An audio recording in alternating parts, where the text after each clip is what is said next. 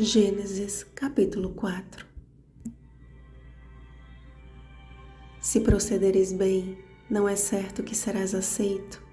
Se todavia procederes mal, eis que o pecado jaz à porta. O seu desejo será contra ti, mas a ti cumpre dominá-lo. Versículo 7. O nascimento de Caim gerou no primeiro casal alegria e conforto. Seus corações expectantes pelo cumprimento da promessa da redenção ficaram sobremodo radiantes. Ao olhar para seu primogênito, Adão via a possibilidade de logo retornar ao lar original. Com a chegada de Abel, a expectativa dobrou e, de uma forma que não podemos alcançar, ele e seu irmão cresciam sob a dedicada orientação e profundo amor de seus pais. Contudo, nem tudo mais eram flores. Assim como os cardos e espinhos cresciam por entre a vegetação, sentimentos ruins começaram a brotar no coração de Caim. O discurso de seu pai sobre os resultados da queda e o plano de Deus para salvá-los eram coisas as quais não compreendia.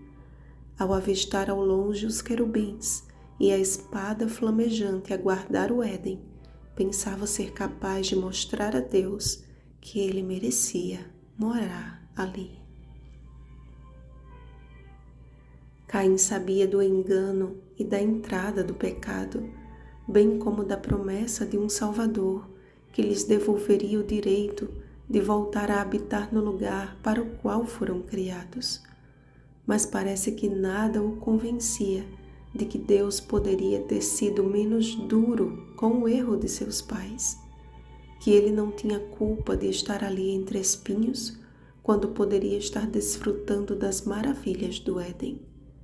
Não permitiu que seu coração fosse alimentado pela esperança da promessa de libertação dada por Deus, mas o endureceu com pensamentos egoístas e permitiu que Satanás dominasse as suas atitudes a tal ponto que se negou a sacrificar um cordeirinho no altar do Senhor, mas não mediu esforços para golpear seu próprio irmão até a morte.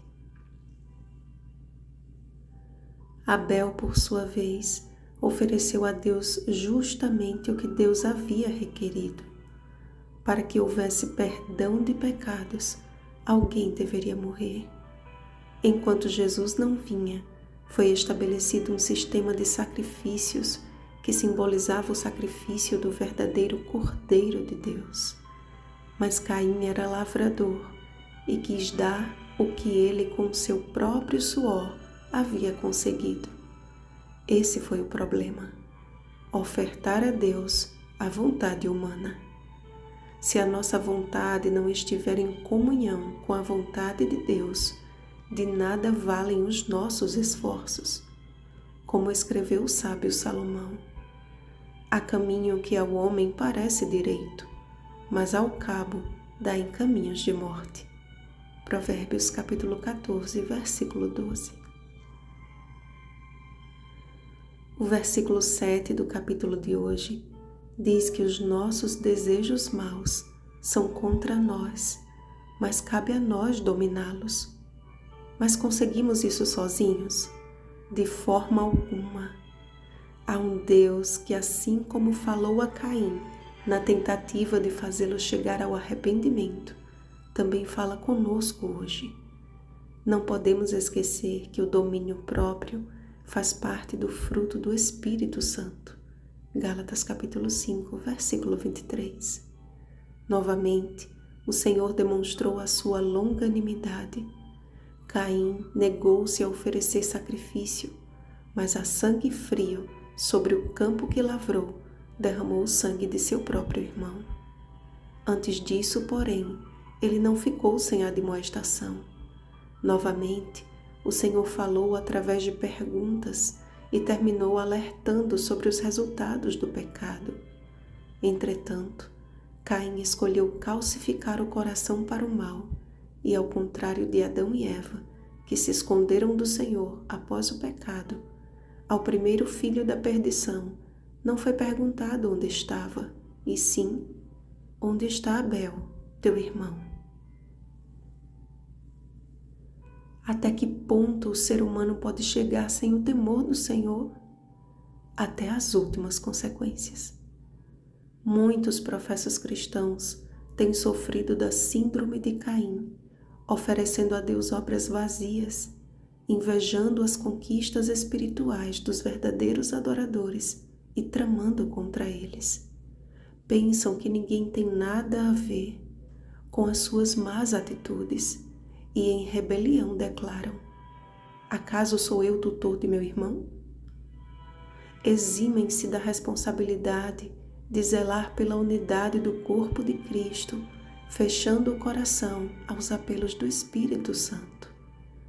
Ao pôr um sinal sobre Caim e poupar-lhe a vida, ficou claro que Deus não nos trata segundo os nossos pecados, nem nos retribui consoante as nossas iniquidades.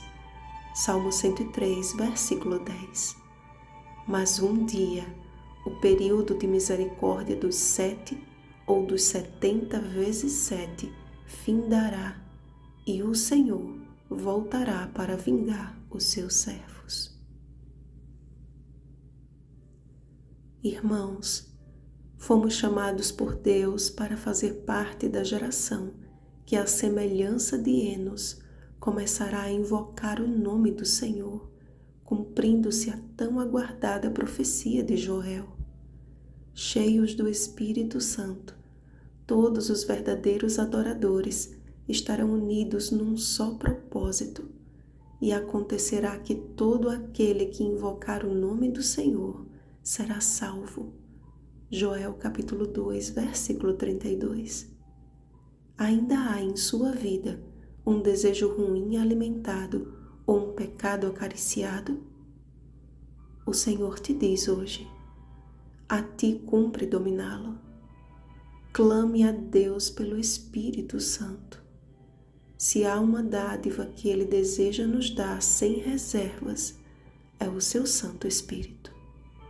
Lucas capítulo 11, versículo 13. Vigiemos e oremos. Bom dia, cheios do Espírito Santo. Rosana Garcia Barros.